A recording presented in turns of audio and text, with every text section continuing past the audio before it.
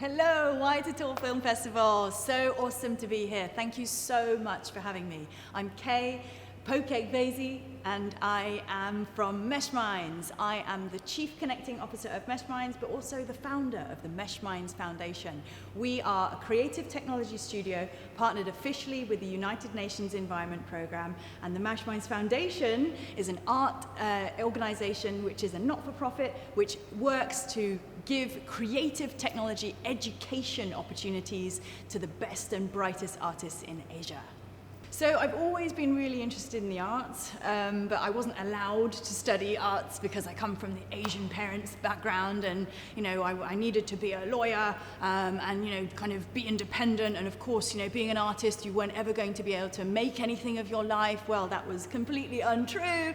But anyway, of course, I still had my passion, and I still have a very, very deep passion for ceramics and all sorts of visual, beautiful art. I'm really I'm constantly inspired by the artists that I come across, the way that they use visual literacy techniques to really communicate interesting aspects of life or what's going on the planet. I think they're the best placed people on the planet, actually, to communicate the most complex topics of our time. So that's the art part. I've always also been interested in technology just because kind of growing up with it, without it, and with it. So I'm kind of that middle weird generation where we kind of grew up, having to kind of record tapes from the radio if you wanted to kind of pass music to your friends, but then also kind of seeing, I got my first mobile phone at 18 years old, and kind of seeing how the paradigm shift of how we're connecting with each other, how we kind of, get things done, all that kind of good stuff in terms of technology being used for good. And then that kind of brings me to that kind of like the for good part. Everything that drives me is kind of from my childhood in a way, because I was very fortunate to grow up in Brunei, and I was completely surrounded by nature all the time. And so then as I've kind of like gone through my life, I've always been inspired by nature. It's something that I use as a way to kind of relax and kind of spend time by myself, just kind of breathing in the beautiful kind of dew from the freshly cut grass, or any kind of thing, or hearing the birds tweeting. It really kind of calms me and brings me that sense of nice, like, well-being. So kind of bringing together the art, the technology, but for the planet, it kind of is a culmination of all of my interests and experience over the years that brought me to here. Along the way, I have kind of become that lawyer that I needed to be, and that I wasn't allowed to become that artist, but therefore I kind of dedicated my life in a way to then helping those who I couldn't become, and helping those people by saying, I want to give you opportunities. I'm really good at the business side of things from my legal training. I can bring you new opportunities. I can help you to kind of pick through the best ones. And then I can help with all the kind of technical bits, the admin bits that maybe artists are not so good at.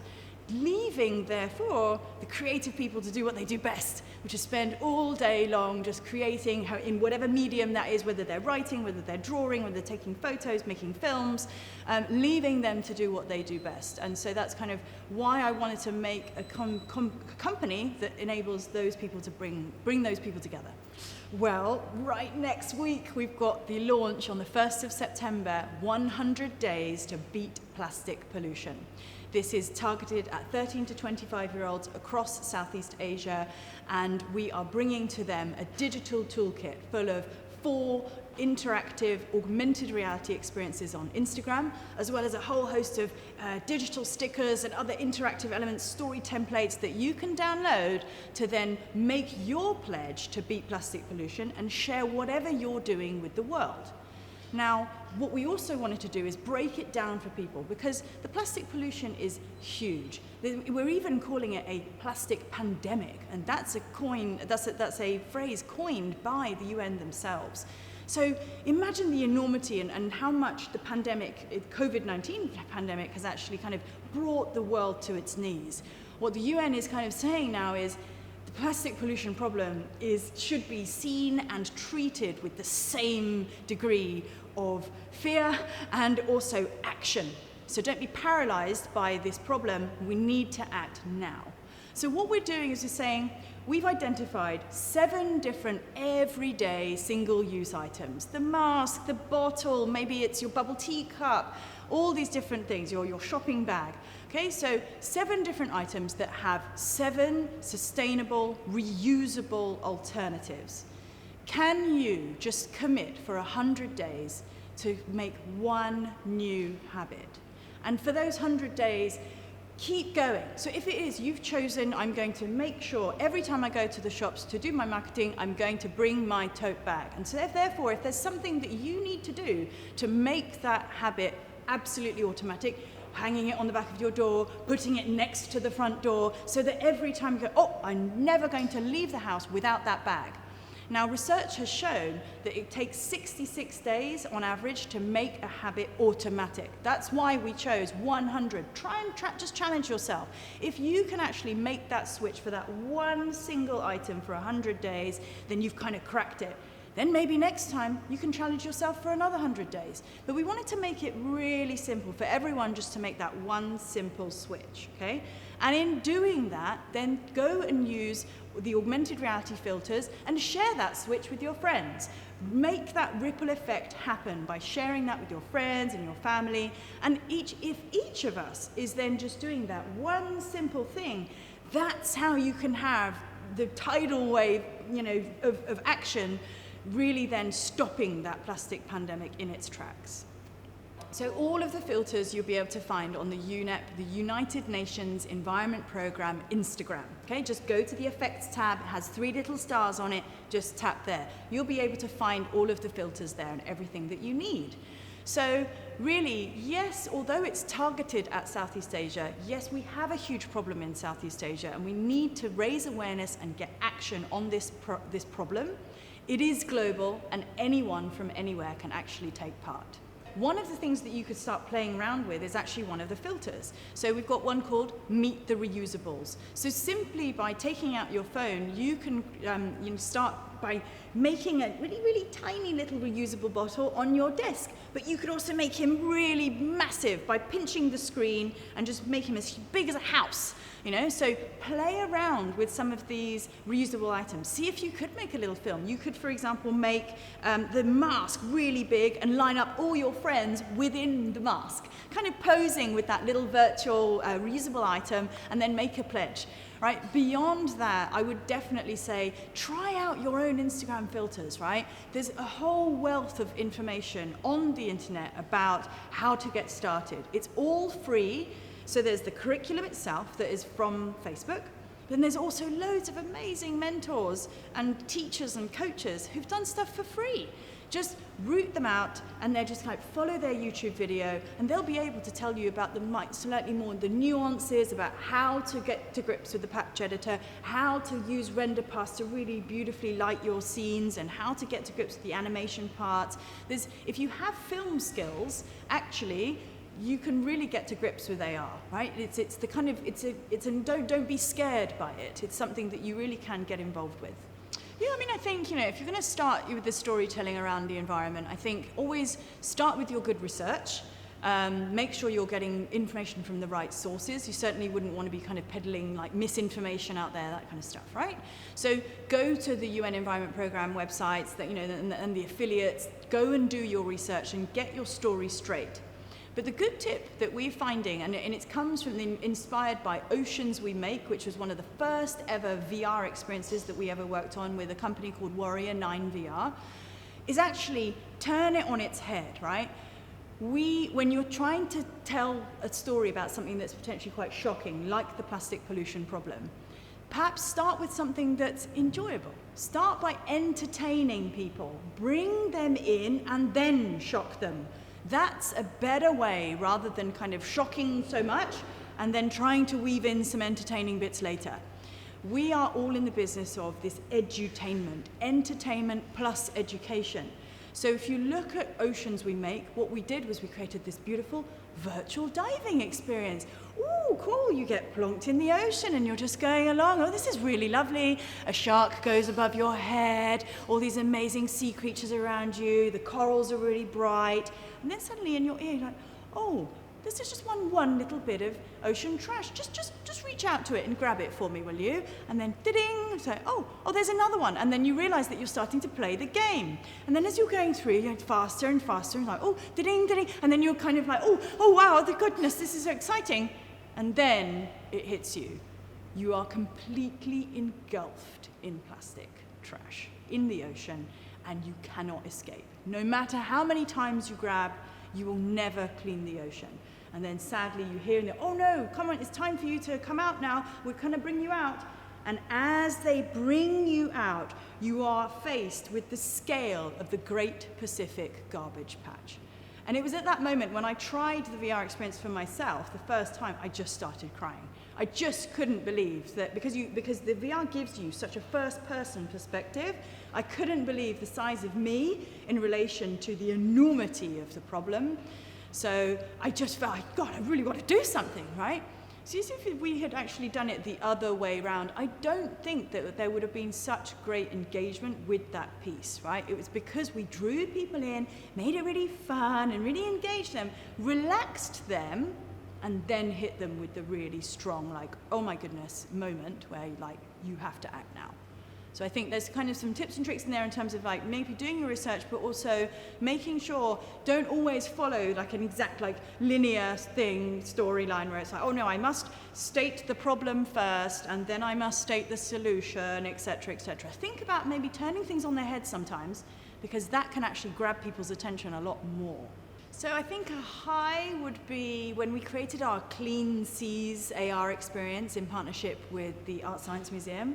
And off the back of that, we also had the opportunity to work with Apple to create an interactive workbook called Clean Seas. And it was from there that we also then went back to Art Science Museum and said, hey, we've actually also, aside from the AR experience, we've got a bunch of interactive workshops that we could come and give for kids and stuff, so we were kind of doing that. And then because those were so successful and well received, we were then chosen by Apple to go and meet Tim Cook. When he was in Singapore at the Apple store on Orchard Road, we were invited to come and give our workshop at the store, and then he kind of arrived as a surprise guest, and it was all like, it was really amazing. And so we were able to kind of go and present to him what we were doing that day, and I just never forget, he just said, this is exactly what we want to see Apple products being used for, right? To teach children about how to bring together their art, because in the workshop you have to create you first take a photo of some trash, then you draw around it and you create your own little plastic sea creature. And then some more, you're able to then at the end use AR Maker, which is a totally free app, to then put it into AR.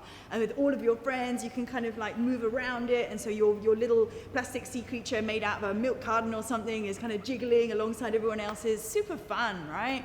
So that was a real kind of high, I suppose. Another high was being selected to go and present Clean Seas AR at the United Nations Environment Programme in Bangkok. So to a whole room full of like ministers of environment from all corners of the world, we were then kind of like, presenting our little AR experience and actually really wowing them. Kind of wasn't quite prepared for them to be quite so impressed, actually, because for the longest time, they've been kind of printing out brochures, and the most tech they'll get is like maybe creating a little microsite or putting something on Twitter. But actually the fact that we had all this like usage information in terms of like, it's like 100,000 people across 90 different countries have used this. We know when they used it, this, all this kind of great stuff. They were like, this is surely somehow the magic of the future in terms of engaging at least the youth and communities online with the important messages about saving our planet. So that was definitely a massive high. I suppose lows are, the entrepreneur journey can be very lonely. They say it's lonely at the top and all that stuff, but it can be very true in the sense that, unless you have a good bunch of people around you to kind of like pick through things when they don't go so well, or trying to help you not take things personally if a client doesn't want to work with you and you feel like you gave 1,000% into your pitch and you can't believe that you didn't win it. All these things, it can be quite lonely. So I recommend definitely trying to, first of all, of course, recruit the right kinds of people around you. If your business grows to the point where you can have at least one other person just to kind of bounce ideas off, that's really, really helpful. Obviously then as it grows, make sure that you surround yourself by the right kinds of people that are going to help you build the business, but again, be those sounding boards, right? Be those specialist sounding boards that be like, I don't know, what about this? Or I'm not, and we'll be prepared to say, I'm not the expert either, right? We're all just kind of finding our way. We're all just kind of imposters in some certain senses. You know, as you get a bit older, I mean, I'm 41 now. Sometimes I feel like a dinosaur in relation to some of my members of my team, because they're all like under 30, kind of lots of them first-time jobs and kind of just trying to figure out what they want to do with their lives and stuff. So, you know, you have to also realize that life is actually very long, and despite, you know, the loneliness that you can have, that feeling of when you are at the top of, you know, being an entrepreneur, there's lots of other people around you that you can lean on and kind of, you know, and go through the journey with them. So that's it, but it is a low, and it kind of ebbs and flows, I must say. You know, there are still days when, even after being in business for 4 years, when I'm like, God, I suppose I am the only person who can deal with this right now. I am the person who needs to just come up with the solution and figure it out. But at that moment, then that's when I go back into myself, like, well, what is it that actually helps me to think clearly? Go and get some exercise. Do it in nature. Go and like smell that, you know, freshly mown grass, hear the birds tweeting. Take some deep breaths. You can go forward. You do have this. You've got this. Tell yourself, we got this inside, right? And even if sometimes it's only you talking to yourself, imagine yourself as a we, you know? And that helps with the feeling of loneliness sometimes. It's like, yeah, it's me physically, but there's also somebody else inside the brain going on there, and kind of like, we're in this together and we can't do it without each other. So if I'm physically fit and I'm mentally fit, I can do this, right? So that's kind of, yeah. And I suppose the other thing is, the entrepreneur's journey is not for everyone. It is, you know, unless you intend to be a complete solo entrepreneur your entire life, which you could be, you will still have to be realistic about even just paying the bills yourself, but also beyond that, if you do want to employ people, then you are very responsible for kind of putting food on the table in their house too. And that in and of itself can sometimes keep you awake at night, because as an entrepreneur, there's no set guarantee. You have no idea really when work's going to come in. It's kind of like you're always trying to get to a stage where you could have a retainer relationship with a nice company that's going to be like, yes, I'll give you work every month. But it's really not like that. It really does go up and down a lot. So you've got to be prepared to kind of like get onto the roller coaster, be prepared for the ups and downs, hang on to your hat and kind of like just go with it. Because I must say, it has been such an amazing journey. And I'm that kind of person that I now realize in my older age that I don't think I can really go back to being in an office, being part of a kind of company where I have a boss and being told what to do. And I did my time doing that. I did 8 solid years of being a lawyer. You know, I kind of made my parents very happy. At the same time, realized that once I was once I was ready to spread my wings, I was ready to then fly on my own and soar high above and achieve things for myself as an entrepreneur that I would never ever have been able to achieve had I just been that poor lonely lawyer staring out of the window thinking, is this all my life's going to be? Just making loads of money for everyone else, yeah, earning a good salary, but every day dying a little bit inside because this isn't my true passion, this isn't my true calling, and I'm just, you know, and then kind of just rolling over and accepting that. Don't do that. Life is very long. Try lots of different things. If your parents are trying to tell you and put you in one box, try out that box. They might be right. I often also remind myself that if my parents hadn't pushed me to be that lawyer, I also might not be exactly the person I am today. I do all the legal work at Meshminds, right? It's helpful. I am able to pick through certain situations that my legal training has prepared me for. So your parents might be wanting to push you in a particular direction because they know you very well. They're probably the people that know you almost best on the planet, potentially. They might not always know exactly what's right for you. So try what they're trying to tell you to do, but remember that even if, at least you've tried, that will then make them feel happy. But don't forget, your life is really long, so you can try lots of different things. And you should probably go to them and say, well, I've tried that for maybe 1-2 years, but now I'm ready to try something else. Would you support me to try something else? With your blessing, I'd love to just maybe have a go at being an entrepreneur. Maybe I'd like to be a filmmaker. Maybe I'd like to be a artist all day long. I don't know what it is that's going to drive you, but your life it is yours. And you have lots and lots of different things to experience and enjoy. So just have a go and never hold yourself back. Don't be held back by others. Only just push yourself forward and tell yourself, I can do this. Believe in yourself and you will fly.